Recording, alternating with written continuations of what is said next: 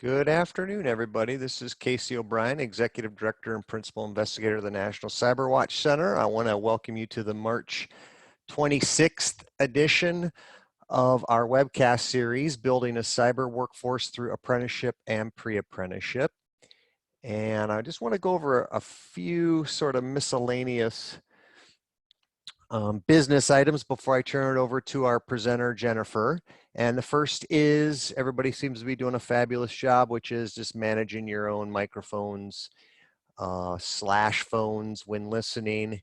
If you have any questions during the webcast, there's a couple ways we can handle that. One is you can use the Zoom group chat feature, which is typically in the bottom window of your Zoom window, and or in the participants list. If you you can, towards the bottom, you'll see some icons, and depending on how big your screen is, you'll see the ability to raise your hand. And Jennifer, correct me if I'm wrong, we'll sort of take questions. There's some natural pauses in some different sections right in your presentation, and we'll take questions at that time, right? That is correct. Okay, great. So this series has been going on for about 4 years. It's the last Thursday of each month. It's an hour long. We record it. We make it available on our YouTube channel. The next one will be April 30th. We've got a speaker lined up, a presenter, I should say, title forthcoming. So look for that. So as I mentioned, this is the Building a Cyber Workforce Through Apprenticeship and Pre-Apprenticeship webcast. I'm your moderator, and I'm going to stop sharing my screen and turn it over to Jennifer. Great, thank you, Casey. And let me go ahead and get my screen up and running, everyone.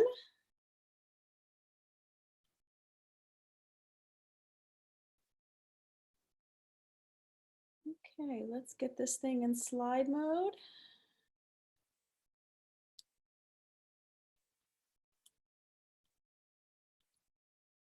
Okay, can everybody see my screen? Yep, it says IBM Building a Cybersecurity Workforce. Excellent, excellent, excellent. Well, thank you, Casey, for having me here today, and thank you to everybody who has joined in. For those of you, I think some of the people on the call, I actually do see some familiar names, but my name is Jennifer Oddo, and I lead IBM's External Apprenticeship Initiatives, and focused on advocacy, education, and enablement through some of our strategic initiatives like the Consumer Technology Association and other community and university partnerships. I was a part of the initial program when we launched our apprenticeship back in 2017, responsible for strategy design and delivery of our competency models, the work-based learning, and business unit deployment. Additionally, this year we have launched a pre-apprenticeship program, which we'll talk more about today, which I am also responsible for the design and employment of that initiative. So I happen to live here in Cleveland, Ohio. Some of my roles in the industry, I serve as the co-chair of the Consumer Technology Apprenticeship Coalition. I am also the vice chair and executive board member for the Ohio State Apprenticeship Council, and serve on the Talent Development Council for Team NEO, which is a Jobs Ohio network partner. So today we're going to talk lots about cyber skills in workforce. We're going to talk about, ask some important questions. Will cybersecurity remain an essential in-demand skill? Talk about what is apprenticeship and how is IBM leveraging this as a workforce strategy? How do we create opportunity and access through pre-apprenticeship? And what can all of you do today to help prepare? And then we will be taking questions along some of the segments. So I will take a pause and ask for questions on particular topics, and we'll go ahead and get started. I'd first like to introduce you to Brandon, who is one of our IBM security apprentices.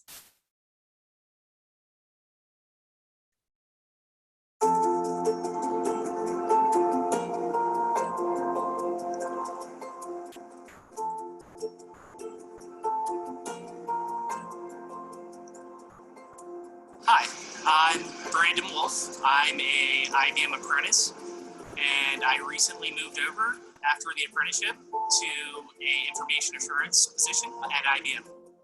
After I graduated high school, I went to the Air Force.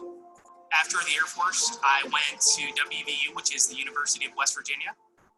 And while there, I kind of realized that I needed some technical experience. So in that, I found an apprentice role here at IBM. We had hands-on with multiple mentors in the Security Operations Center. I am now fully employed as a junior information assurance and compliance officer, supporting federal clients for the managed security service. Out of our 5 in my apprentice group, all 5 of us received jobs within 6 months.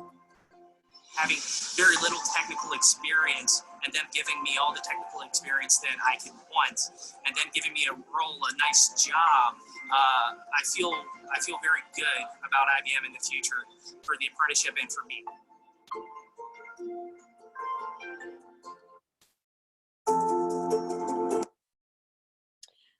Okay, what did everyone think of Brandon? That he is one of our great stories. We have 500 plus more of those stories that we love to share, and we'll share some of those along our journey here today. So I wanted to start off with talking about kind of where we're at in terms of the workforce here and specifically in the United States. If you see here, there's a recent workforce study report that just came out in the latter part of 2019 and really breaks down the cybersecurity workforce gap by region. And if you see here, just in North America, we have, during this report time, anticipated a gap of over 500,000 cybersecurity jobs. So, again, we know that there is been a lot of demand for these jobs, and we need to do more to create opportunity and access for everybody to be able to participate. So, we find ourselves in very unique times right now. And, with the COVID-19 pandemic, and I felt it important to really kind of call out a statement here. And, in a time of extreme digitization and automation, cybersecurity will remain an essential in-demand skill. This is now a time where industry needs to start preparing the American workforce with these essential skills for the new collar era, or for the new era of digital and AI. And leveraging these new collar programs like apprenticeships will be a key strategy to our future workforce.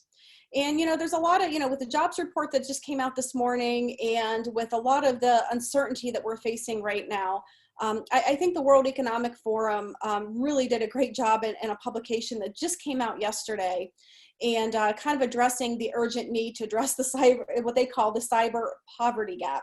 At this time of unprecedented reliance on digital services infrastructure and the need for reliable information, cybersecurity has never been more important. So I want to pause there, and as we all think about where our organizations are currently at, and we think about the threats in front of us, as we emerge into this new era of digital AI, I think it's going to be important for us to really keep sight on the opportunities we really have to help prepare our organizations and the American workforce for the jobs that are out there to help protect our organizations. So the future of work is new collar. New collar may be a new term for some of you, but back in 2016, our CEO had written an op-ed in USA Today to our then president-elect, talking about how we need to do more to give opportunity and access. And during that time, she coined a new concept called new collar. So it's not blue collar, it's not white collar, it's new collar. It's about taking a vocational approach to what have historically been white collar jobs. And new collar, it is about skills, not just degrees. We know that in the era of digital and AI is expected to change 100% of the jobs in some way. I think we are seeing that, experience that, and as I said, in an extreme way right now. The traditional education system cannot keep up with the rapid pace of change. The skills needed by our future workforce, they're changing rapidly, and IT skills are becoming perishable with a shorter shelf life. They are now saying that the half-life of a new skill is about 5 years. So what that means is, let's just take a college freshman. By the time they graduate from college, the skill they learned that first year in school is going to have lesser value in the workforce. That is a pretty powerful statement, and I think we've got to do more, and we've got to think differently of how to prepare the workforce for tomorrow. And to help the system, the responsibility really has shifted to companies like IBM, others in the industry, to really begin training the workers internally. Future of work. this future of work is now a national imperative, and business leaders must prioritize their future of work strategies to help advance America's economy, our people, and our great innovations. Without these new approaches to finding and developing talent, companies simply won't compete. And many ask, why is IBM really serving the external community? And we realize that the skills challenge is bigger than any one company can solve. And to gain wider industry adoption and create more workforce velocity at scale, we've got to cast a wider net to give everybody the opportunity to participate. So IBM has been working not only to, as I mentioned, to develop our internal programs, but also to give back to the communities that we serve. A couple of the things that we've done here, this link, I believe Casey said will be sent to everybody, but there's some links in here that you can get some deeper dive information. But first and foremost, back in 2019, we launched a partnership with the Consumer Technology Association to form an apprenticeship coalition. And as part of this coalition, we have over 40 companies, most of your major tech companies, medium, small businesses as well, who have come into this coalition. IBM is sharing all of our best practices, our playbooks, our toolkits, our occupational standards to really help accelerate the rapid adoption of these types of programs in industry. YSU IT Workforce Accelerator. Youngstown State University is a small D1 school here in the eastern part of Ohio. And we launched an IT Workforce Accelerator earlier, actually during Apprenticeship Week last year, during the mid-November. And the IT Workforce Accelerator is about bringing together not just an industry coalition, but now we're taking this to a regional coalition and going into the community and creating this workforce accelerator, workforce incubator, if you will, to bring those local companies together to help, again, advocate, educate, and help them enable these apprenticeship type programs to get more of the workforce back into the workforce. And if anybody's familiar with Lordstown, Ohio, why Youngstown was so important is, Lordstown, we had the shutdown of the GM plants that happened there, and a lot of decline overall in manufacturing. And so we typically took that mindset and our economic development strategies where, well, manufacturing site closed, we got to bring in another manufacturer to provide jobs. And we have learned through these apprenticeship programs that that's not necessarily the case. There's a lot of talent in all these industries, whether they're working on a line in an automotive, whether they're working in retail. We know that there's an untapped treasure chest of talent out there who has the skill, the will, and the ability to do the jobs of today. So with Youngstown State, we are also, so we're building apprenticeship, and we're also offering the IBM Pre-Apprenticeship Program through YSU to help reskill not just the workforce, but also help offer some additional training to those, degree students who maybe don't have a clear pathway to a job. So think about those liberal arts students, those general studies students. So this is a way where we could really address and bring these types of skills to everybody. And then lastly, California State Government, we launched during Apprenticeship Week as well last year, we launched an initiative with the state of California where they are going to be adopting IBM's apprenticeship standards for mainframe software application developer and reskilling their own workforce to do these in-demand jobs for the state of California. So again, doing some really cool things to help our communities that we serve, and very proud of the work that IBM is doing. So let's talk about IBM's apprenticeship program. We launched it in 2017. It was one of our first pillars of our what we call our new Collar initiatives.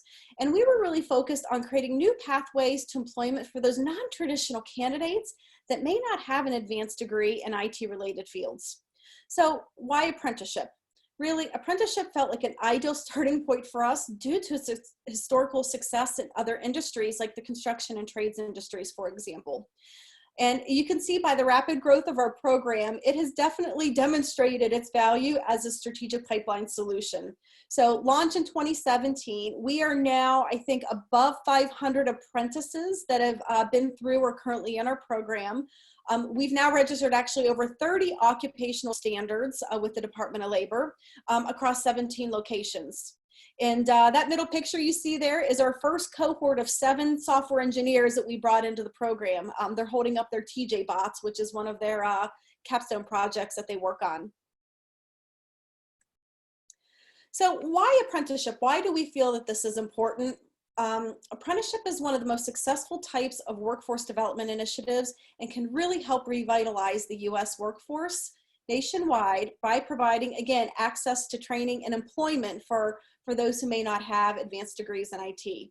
We felt that apprenticeship programs, they really do open up opportunity and access to those who are often overlooked. In our program at IBM, we have everything from an 18-year-old P-Tech high school graduate who also has an associate's degree as part of the P-Tech program to a 59-year-old baby boomer.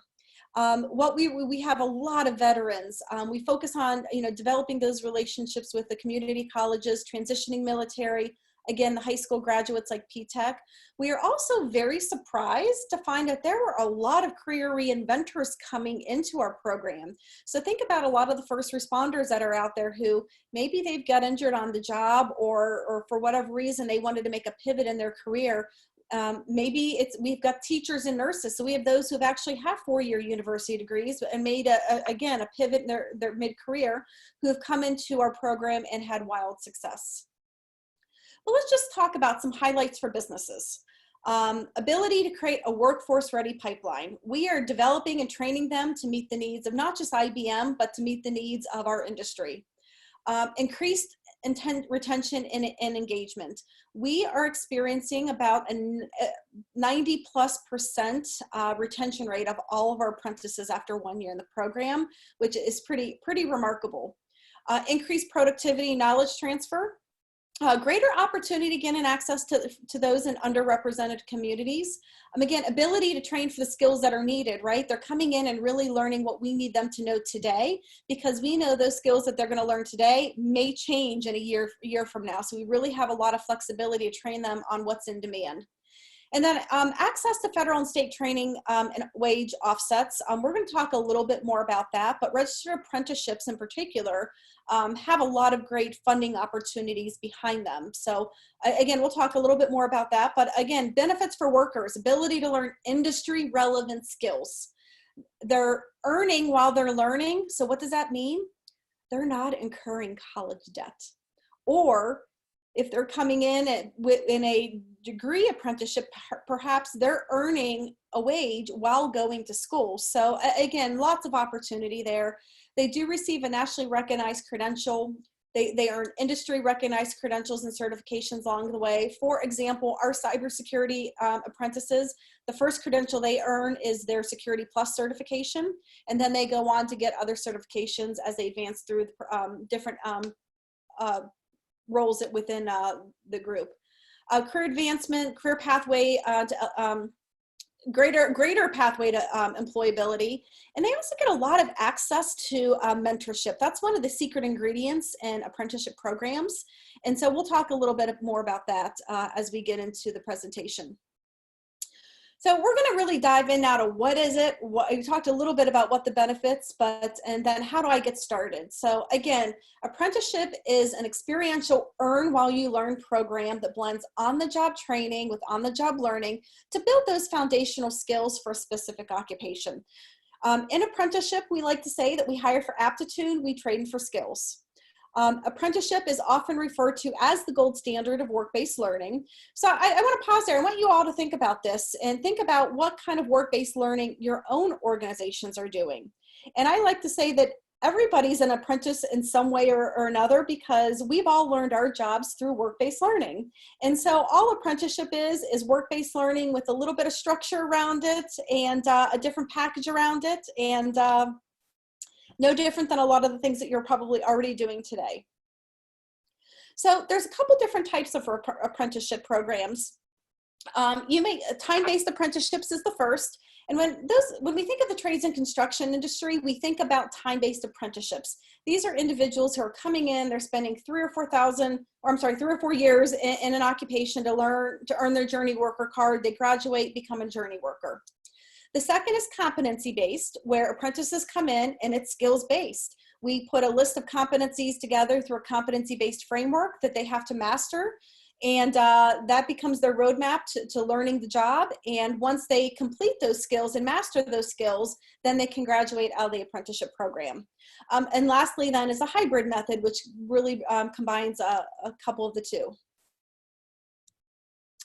Apprenticeship is much different than your traditional internship or co-op program in that, number one, active educational enrollment or attainment of degree is not a prerequisite.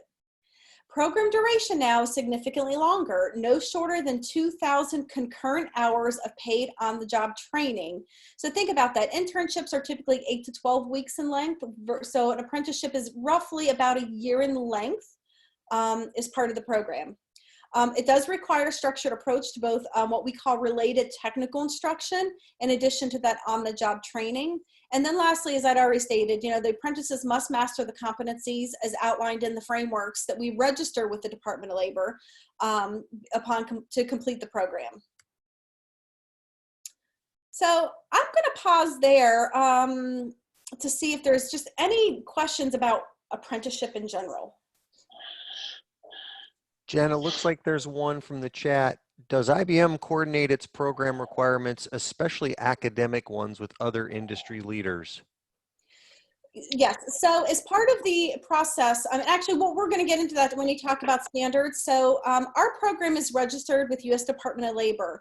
And to get your program registered with the Department of Labor, they have to approve your standards, and your standards have to meet industry, be aligned with industry needs. And there's a process for that. So we write our standards, our subject matter experts help us write those, and then we map them to the ONET codes, so the Department of Labor codes that are out there, to make sure that we have the right approach. But yeah, they are mapped to industry standards. In particular, with our apprenticeship, we did our best to align it where we could to the NICE framework that you all may be familiar with, and we'll talk about that in a few more minutes. Sounds good. So wow, I've talked about these apprenticeship programs, right? You're probably utilizing, co-op programs, internship programs, but how does apprenticeship fit in?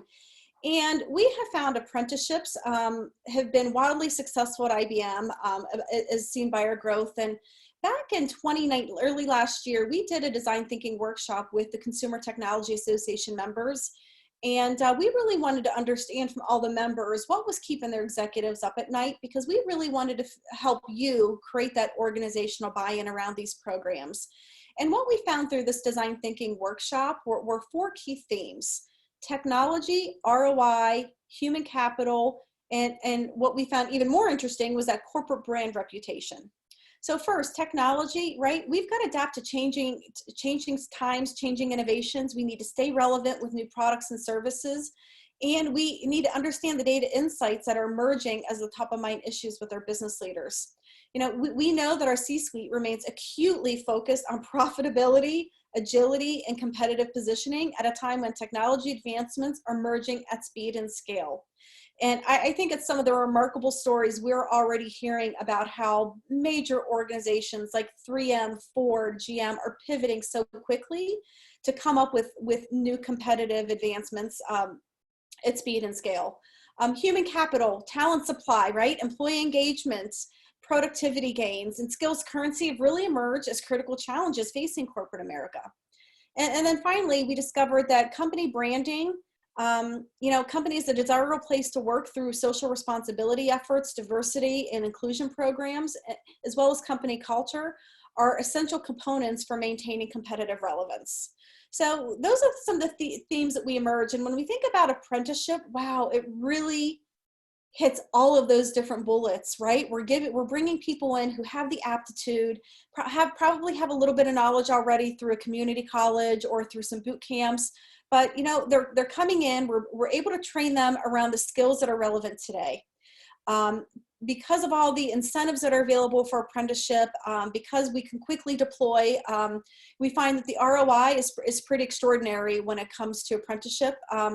We're still working. We're about a year and a half full cycle into the program. So we are really working on profitability and ROI, but there's some great resources out there, including the Department of Labor, that really talks about what does that mean for apprenticeship. Talent supply, employee engagement. I think our apprentices are some of the most engaged employees in our organization, right? And they're kind of like the underdogs of the organization, right? they didn't really have that opportunity until we came to the table and said, we don't need a degree, we'll help train you.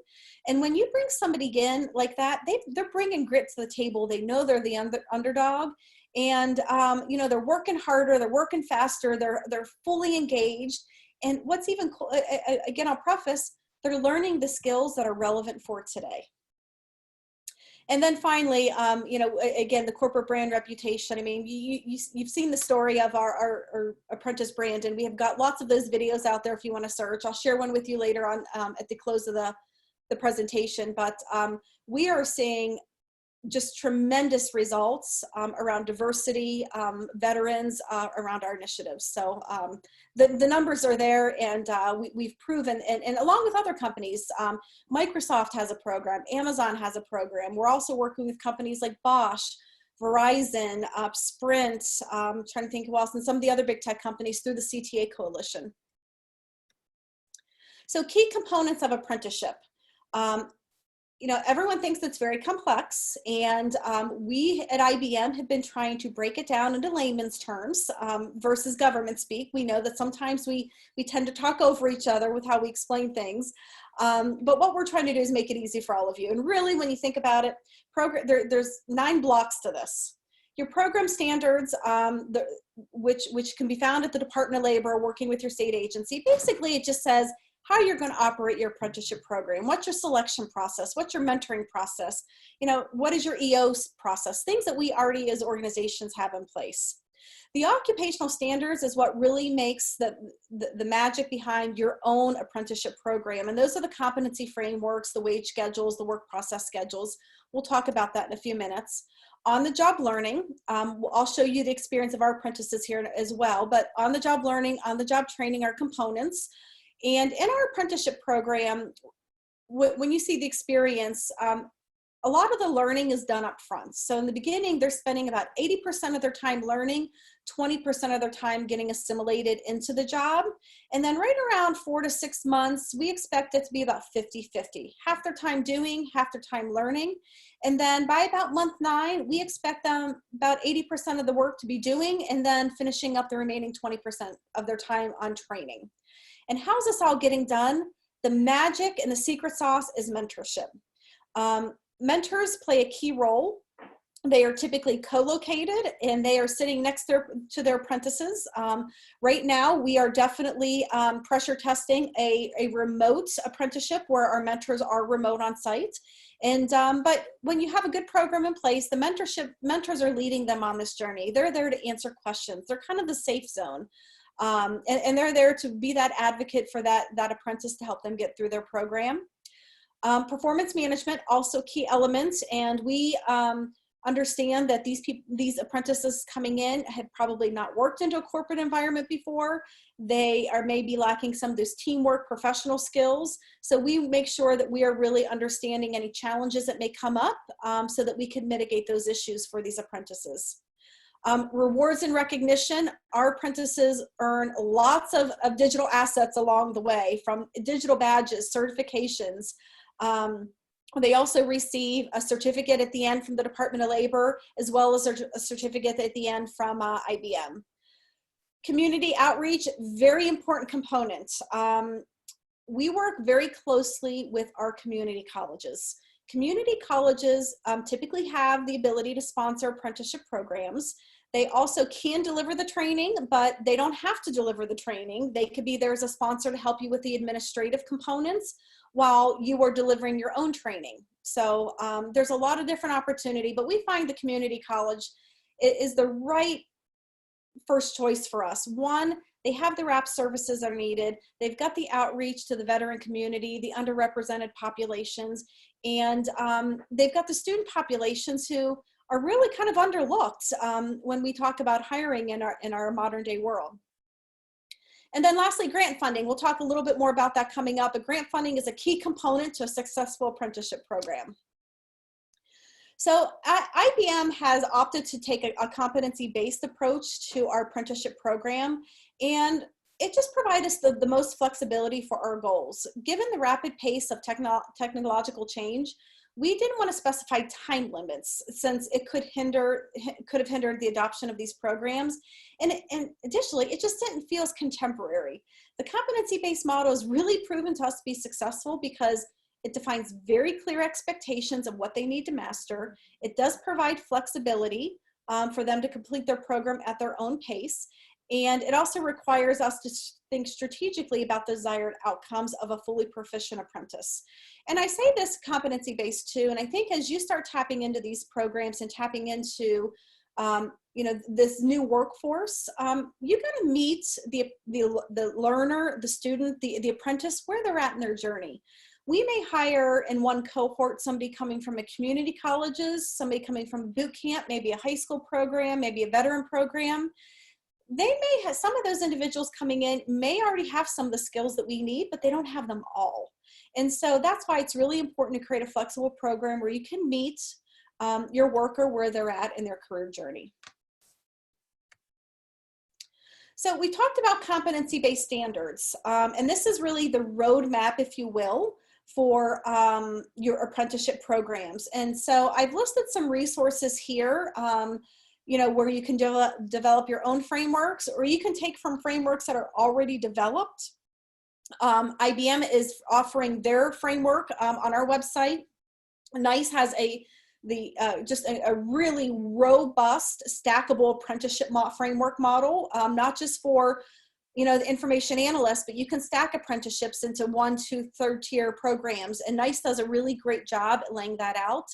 And then Urban Institute is a wonderful intermediary think tank out of DC who has actually been commissioned by the DOL to write competency frameworks for industry.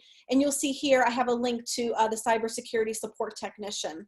And really the components of a competency-based standard includes a couple things. What is the work process that for this person to do this job? So let's just take cybersecurity support technician. What are all the work processes that they need to learn? And then what are the skills they have to master to be able to do that work process? So if I have any HR leaders on the call, this should probably be very familiar to you. But again, take a look at these frameworks. And it, again, really says, okay, if we're going to hire this person, these are the 10 skills they have to learn, whether it be, intrusion detection, threat monitoring, the systems that they may have to use. I mean, so the beautiful thing is these are just guides for you to use. You can use them as is out of the box, or you can customize these for your own needs. But why this is important in sharing these competency-based standards, these frameworks take about 3 months to develop.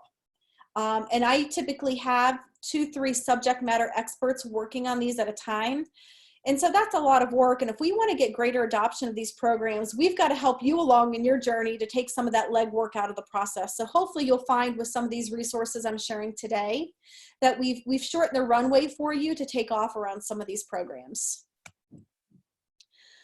Let's talk a little bit about grant and wage offsets. U.S. Department of Labor just this year alone, or in 2019 alone, has invested over $300 million to expand apprenticeships. Businesses also have the opportunity to take advantage of state tax credits, WIOA opportunities and funds, and other government incentives. There's over $1 billion, by the way, for employment and training services just through the Workforce Innovation Opportunity Act, again, WIOA, to support on-the-job training and related instruction and support services as well. And then a lot of your local workforce boards can also provide an offset to wages, potentially up to 50% for on-the-job training for those WIOA eligible participants. So I put this out there. There is a tremendous amount of funding that could be used to stand up these programs. Again, actions you can take, you contact the Department of Labor Office of Apprenticeship, contact your workforce boards, or your state apprenticeship agencies if you have one. Additionally, public-private partnerships, there are a lot of grants out there, specifically H-1B funded grants that can provide offsets, as well as veteran new GI benefits that can be used to offset some of the training education costs. The IBM Apprentice Experience, we kind of talked about that. You know, they're getting started doing their onboarding, which is digital. A lot of this is digital online, by the way. Actually, the majority of their learning is digital online, supplemented with mentor classroom instruction, if you will. So again, they're starting in the program. They're kind of getting assimilated. Their first 30 days, they're really getting that plan in place, diving into their learning and starting to earn their credentials. Shadowing their mentor. As you can see through the journey here, you know, they're doing progress check-ins. They're starting to get projects to work on. By month 6, they just got a raise. As part of apprenticeships, they do require progressive wage increases. At IBM, our apprentices get a based on performance, get a wage eligible for their wage increase every 6 months, depending on length of program. And again, by the end of 12 months, they've, you know, completed their apprenticeship, they earned their credentials, and the goal is for all of our apprentices to get full-time job offers at IBM. And this here is just a list of apprenticeship offerings at IBM and all the types of roles that we have active apprentices in.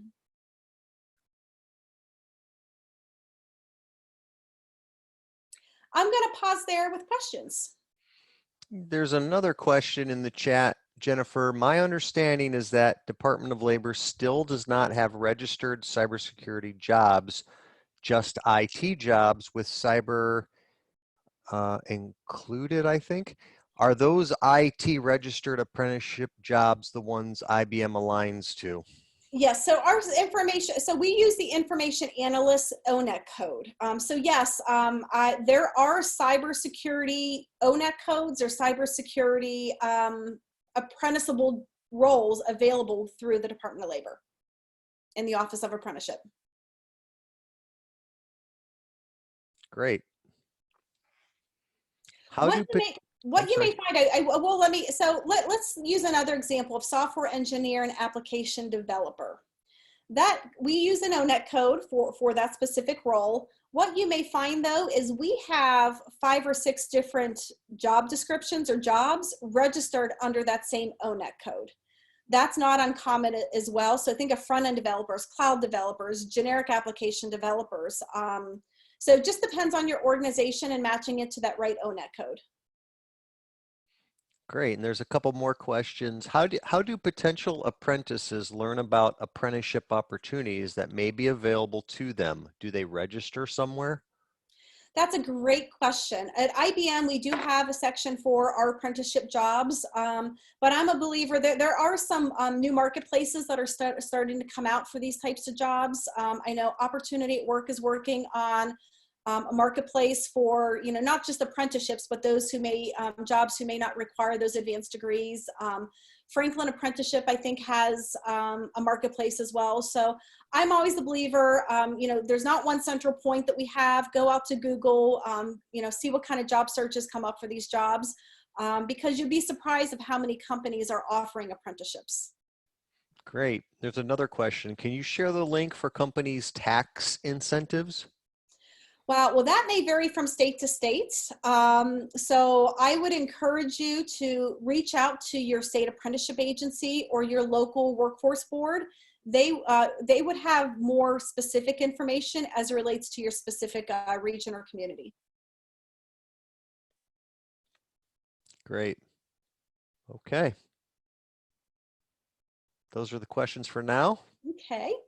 So before we kind of depart off the apprenticeship conversation, I would like to call out a very important initiative that's also happening for to advance youth apprenticeships. And it is a multi-stakeholder initiative led by an organization called New America. The grant recipients that you see listed here are those current organizations that can deliver youth apprenticeship. And youth apprenticeship is typically defined from ages 16 to 24, I believe. Sometimes there's a year or two difference in some of these grants, but just another opportunity if this is something that you think you could benefit from. I encourage you reach out to New America or any one of these grant recipients that you see listed here.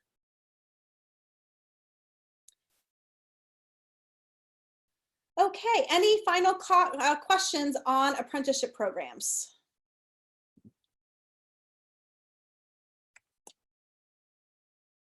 Okay, we're going to talk about pre-apprenticeship, and a lot of people may have not heard of pre-apprenticeship. There's not a lot of great, robust programs out there as of yet, but we're going to talk about, what it is, why it's important, and how you can get started. Let me get through that. Okay. So pre-apprenticeship, I have been working on for the past 6 months in developing IBM's pre-apprenticeship program. And I've been working closely with Jobs for Future. I don't know if anybody is familiar with that organization, just another great workforce intermediary think tank out of DC. They have been commissioned by the Department of Labor to create a framework for pre-apprenticeship.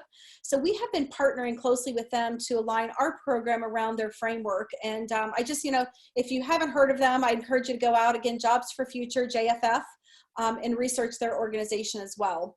But pre-apprenticeship, it is a structured training programs designed to prepare individuals without any prior knowledge or experience with the minimum professional and technical skills needed for consideration into these registered apprenticeship programs.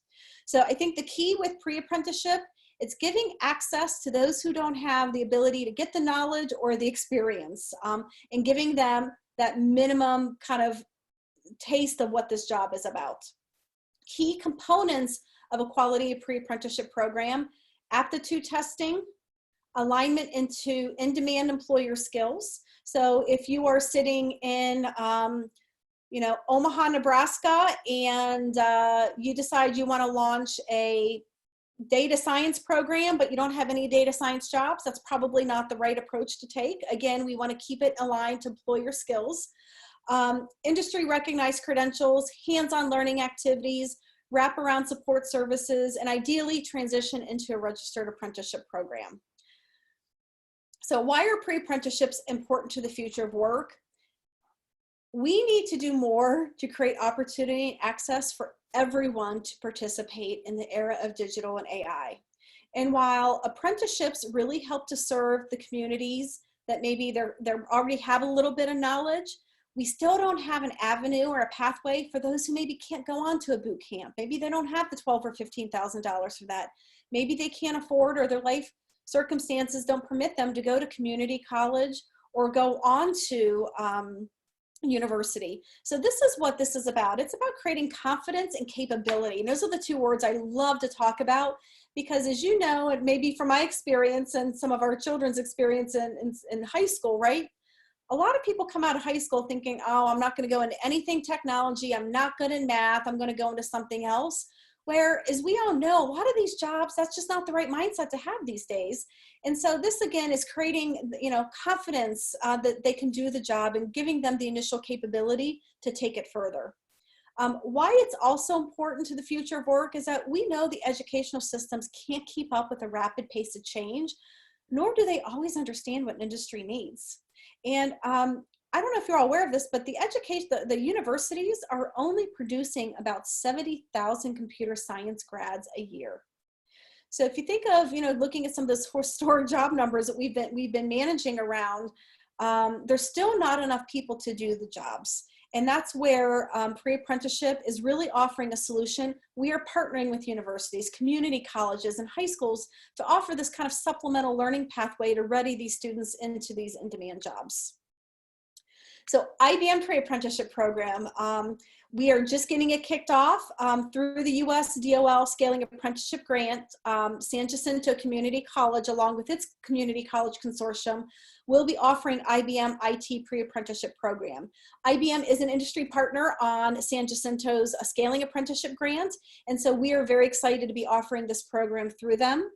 Our pre-apprenticeship program, again, it's a training program designed to prepare individuals without that knowledge or experience.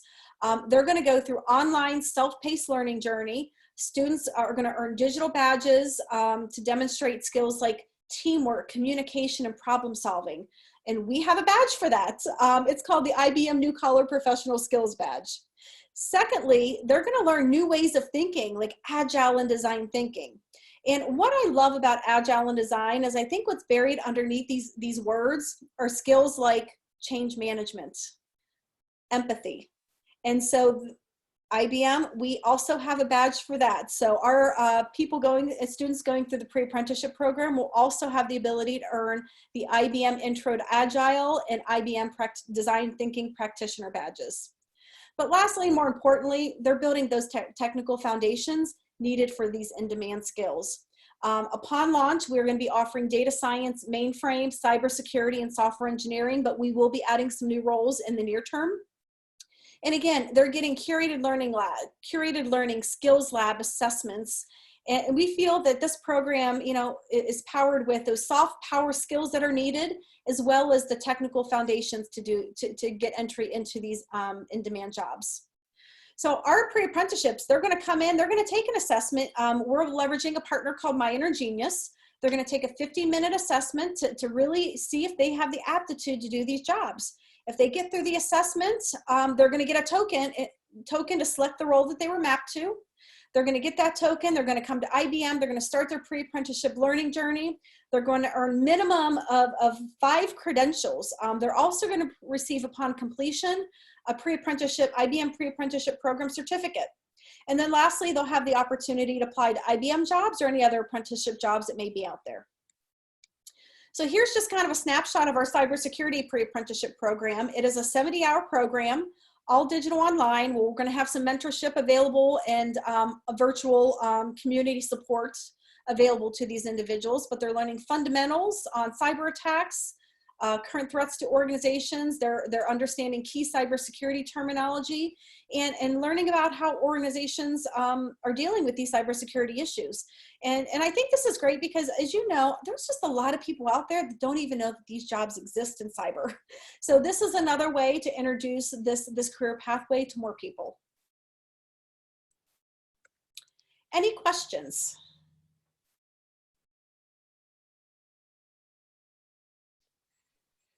None at this time. Okay. We're going to move right on to in closing out the last part of our presentation here. What are some of the actionable strategies to building a cyber workforce?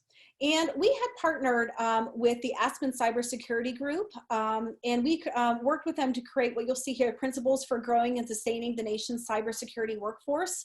So I've put the link in here for all of you to access that, as well as some other resources. But what are some of the strategies that you can take now? Number 1, widen that aperture. Build your candidate pipeline. Stop making degrees mandatory job requirements. Think about career reinventors. Think about, we actually have a tech reentry program. So those people who maybe have a degree in tech, but maybe left for 5-10 years for whatever reason, we're bringing them back in and training them on the new skills.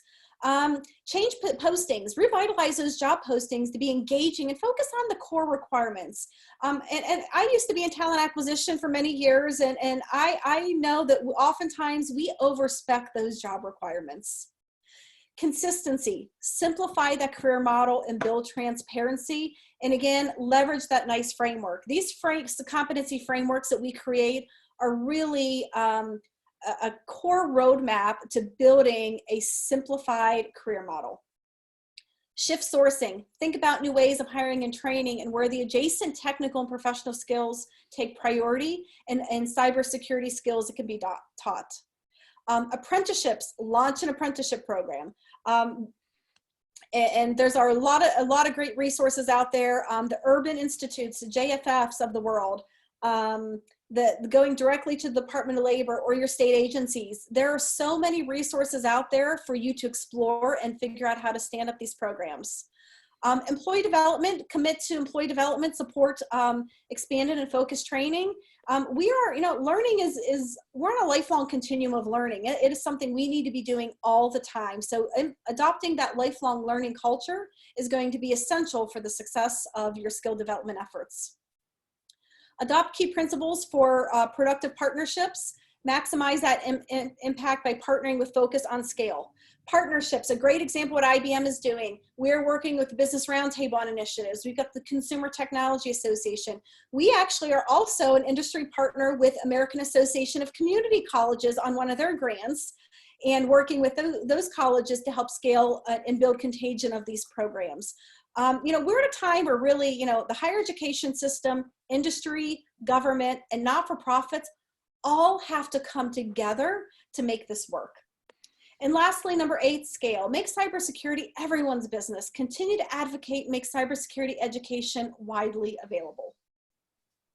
Jen, before you go on, this is Casey. I know you're not, I don't think you're personally involved in the Aspen cybersecurity group. You're showing a report there from November 2018, but I know there are folks on the call that are, and a large constituent missing from that group is any sort of community college representation who, quite frankly, have been head down on cybersecurity workforce development issues in some cases for 15 years. And so that's really sort of a shout out to those in the participant list. And that maybe that includes some of the National Science Foundation funded cybersecurity centers like National CyberWatch, or at a minimum, there needs to be representation from the American Association of Community Colleges. You know, I looked at the group that's part of that, and it's, while it's an absolutely prestigious group, it's, you know, predominantly made up of industry and four-year partners, and the four-year partners, quite frankly, are from research institutions. Right. So that's, I know that's sort of a, you know, as the moderator, that's my plug to those on the participant list, not you. So thank you for letting me. No, and thank you, Casey, for your additional insight into that. So this report, along with some other great resources, including those competency frameworks, different strategies, can all be found at IBM's site that we stood up around the Aspen work, and that link can be found here at the bottom of the page. So before we get into questions, I do have, you are one of the first to see this new video that we are about to launch. It's about a 2-minute video, so we're going to get through this, and then I will take closing questions at the end.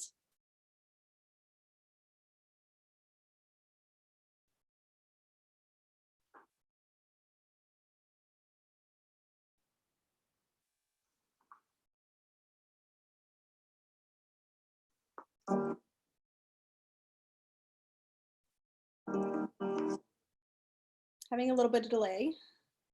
Well,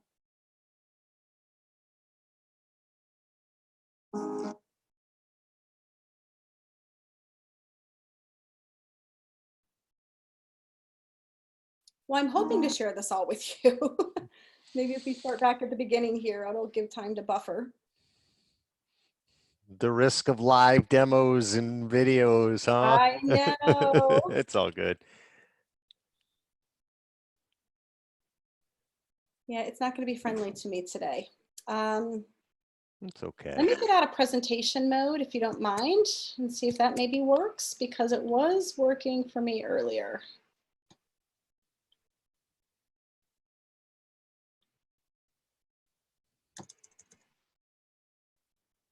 One more time here.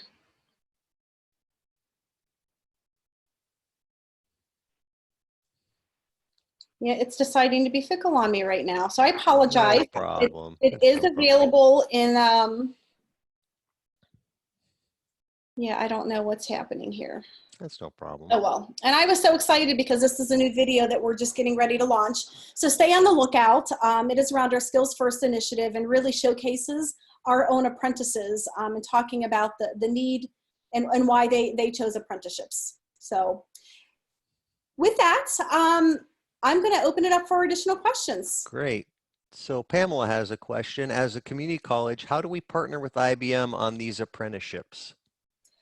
That is a great question. So we are partnering with San Jac Community College. I believe Austin and Alamo are both on that grant we talked about, pre-apprenticeships. You know, maybe send me a note and we could figure out, just depending on where relationships are at, because we also are working, like I said, with the AACC. So I am always looking forward to having conversations to figure out constructive problem solving and solutions that we could potentially come up with. And Pamela has a follow-up question, which is where should we connect with HR teams to partner in building entry-level job roles in cyber? Wow, well, I am a real believer in these convening models. And if you look at the model we've put in place for Youngstown State University, this is where we brought together all the, and there's videos out there. The video, when you see the deck, we have a video in there, but we've brought together and just had a big event with 40 employers. We brought everybody into the room for a day. We made them part of the design session, and we shared all this information. And we have companies already soliciting interest to build their own apprenticeship programs, leveraging YSU as a national sponsor. So again, I think it's getting the word out, letting the organizations know that these programs exist, what are the benefits to the employers, but create a convening organization. This workforce incubator concept, I think, is really something interesting, right? We have all these startup incubators where we're investing in technology. Why not invest in our workforce and take the same concept to do so? Great. Letitia has a question on the pre-apprenticeship program. When will it be available? Whoops, and my screen just jumped. And are high school counselors aware of pre-apprenticeship programs as an option for graduating students? There are not a lot of great pre-apprenticeship programs out there right now. There's a lot of training programs, and think about it, it is just a training program. What we try to do is pair it with those skills, and it's aligned to apprenticeship jobs, I think, is the key. I actually just spoke at the NICE K-12 conference this past December, and they are not widely aware of these programs, nor are high school counselors acutely aware that cybersecurity is a great career path for their students. So I think there's a lot more advocacy and education we need to do with those high schools. Great. And there's a shout out for folks in the chat room to check out the National Institute of Standards and Technologies National Initiative for Cybersecurity Education Apprenticeship Working Group that meets the last Friday of the month. And there's another question. If a SM or pre-apprenticeship applicant has Security Plus cert from anywhere else, do you allow transferable credits into your WRAP program? What is the average starting salary? Into our apprenticeship program? Yeah, we do. In our apprenticeship program, we do give credit for previous experience or previous learning that they may have done around certain competencies. So that is managed when they come into the program. And the wages really do vary. They're very competitive with our market standards. They are typically coming in at a lesser wage and maybe some of our university grads, but the differentiator is not very, very much. And our goal is really to really build a program where they're going to be competing for those same jobs as our four-year university students. And by the way, they are competing and earning the same wage after 1 year in our program as those four-year grads. Great.